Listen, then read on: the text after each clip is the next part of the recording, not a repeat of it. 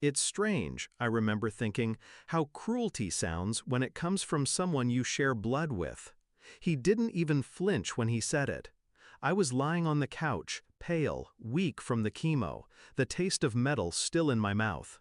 He stood over me, arms crossed, eyes full of that cold amusement he saved for things he considered beneath him. "Maybe dying will make you interesting," he said, and then he laughed. That laugh didn't fade. It stayed in my head for months, like a splinter I couldn't dig out. Before that day, I still thought he loved me. Not the warm, protective love people write about in greeting cards, but some form of it. He had always been distant, a man of rules, appearances, and bank balances. When I was younger, I thought he was hard on me because he wanted the best.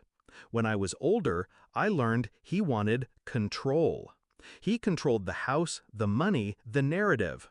And when I got sick, I became expensive, a liability. It started small.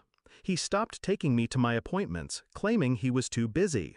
Then the insurance he forgot to renew. Finally, the day I overheard him on the phone, telling my stepmother that I was a financial sinkhole and not worth the investment. That was the day something in me snapped. I stopped hoping for his love, and I started planning. It took time. I had to be patient, pretend weakness. On the surface, I was the obedient, fragile daughter, thankful for his help, apologetic for the burden I'd become. Underneath, I was memorizing every number, every account, every PIN code he carelessly punched in front of me. I knew where he kept the emergency fund. I knew about the credit cards under his name. I knew about the late mortgage payment he thought nobody noticed. By the time my health started improving, my mind had sharpened to a blade. Revenge wasn't going to be loud. It was going to be quiet, methodical, permanent.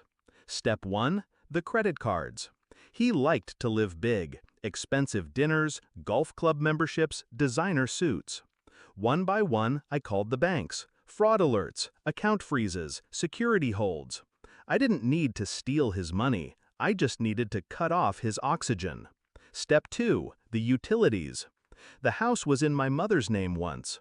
Before she died, she'd put my name as a secondary contact. One phone call, a fabricated moving out story, and the power company shut off the supply. The same with water, the same with gas.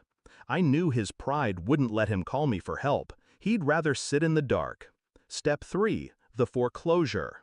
It was easier than I thought. I mailed an anonymous tip to the bank detailing the overdue payments and the suspicious cash withdrawals. He had been skating on thin ice with his mortgage for years. I just gave the ice a little tap. It took less than 3 months for everything to collapse. First, the lights went out. Then the credit card stopped working in the middle of a restaurant. He left humiliated, walking out past people who used to greet him like royalty. Finally, the foreclosure notice landed on his doorstep like a gravestone. I didn't watch it all in person. I didn't need to. Word traveled fast through the small-town grapevine. "He's lost everything," they whispered. "Had to move into some run-down apartment. No one knows how it happened."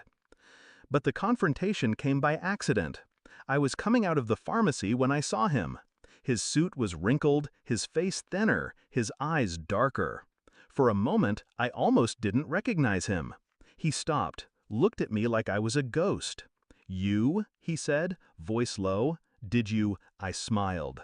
Just enough for him to see the truth. "I thought maybe losing everything would make you interesting," I said, echoing his words back with the same calm cruelty. His face drained of color. For once, he had no clever retort. I walked away before he could speak again. The sun was warm, my legs were steady. For the first time in years, I felt alive. Not because I'd beaten the illness, but because I'd taken back my power. People talk about forgiveness like it's some higher calling. I don't believe in it. I believe in balance. And now, the scales are even.